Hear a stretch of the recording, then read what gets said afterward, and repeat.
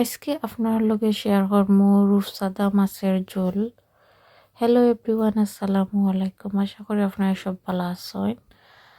তো দেখতে পারা আমি খারি রাঁধি লাইছি আর কিলা রাঁধছি ওটা আপনারা দেখাইলাম। এখানেও আমি রূপচাঁদা মাছ কাটিয়া হলুদ মরিচ লবণ আর একটু জিরা মশলা আর কারি মশলা দিয়ে মাখাই আমি বাজিত বই দিছি।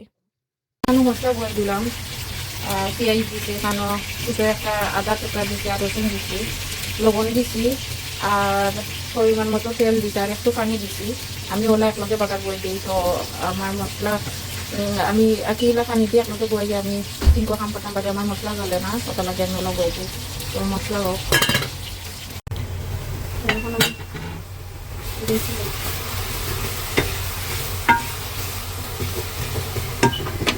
আপনারা ফার্স্ট টাইম মেবি মনে করতে পারেন মশলা দিয়ে তুলা, তো আমি পেঁয়াজ যেগুলো আর কি ডিপ করিয়া রাখি লাই, ব্লেন্ডার করিয়া আমি ডিপ করিয়া রাখি লাই, এখন খাটি রাখি সাইজ করিয়া আমি খাটি ডিপ করা করে আর কি আমি খাটিয়া আর ওলা বড় বড় আর কি টুকরা করিয়া রাখি লাই।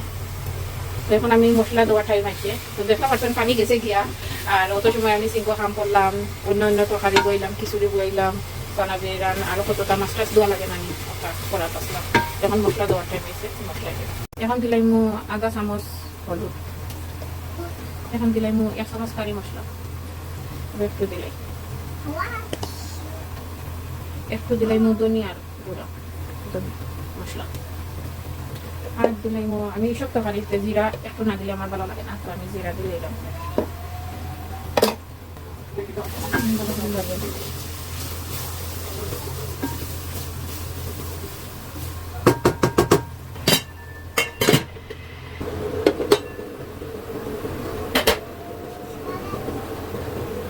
এখন আমি মুখে অ্যাড করে দিলাম। এখন মুখে দিয়ে আমি একলগে সিদ্ধ গেল মুখে আমি এলাম ফালিয়ে দিলাম।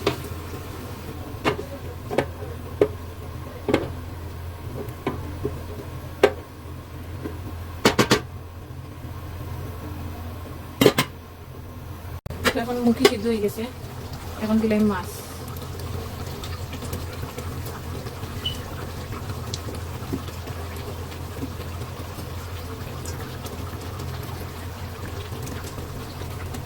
এখন দিলাম ঝুল, যে পাতলা ঝুল ও পাতলা ঝুল করলাম।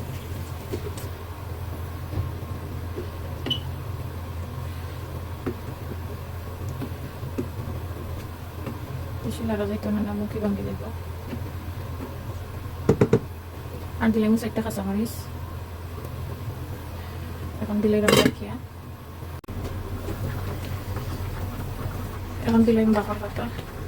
তো তরকারি আমার অলরেডি হয়ে গেছে ডান, আলহামদুলিল্লাহ খুব সুন্দর কারির রঙ হয়েছে। আর মাছগুলো আমি মাছ বাজারের মাছ আমি যতবারও আনি, খুব মজার মাছ থাকে, তো আমি সবসময় আনি। আর আপনারা যদি ভিডিওটা ভালো লাগে থাকে তাহলে সুন্দর একটা কমেন্ট করিয়া আর ফলো দিয়া শেয়ার করে দিবা, আর আমার পাশে থাকবা। নেক্সট ভিডিও দেখার লাগে। আল্লাহ হাফেজ।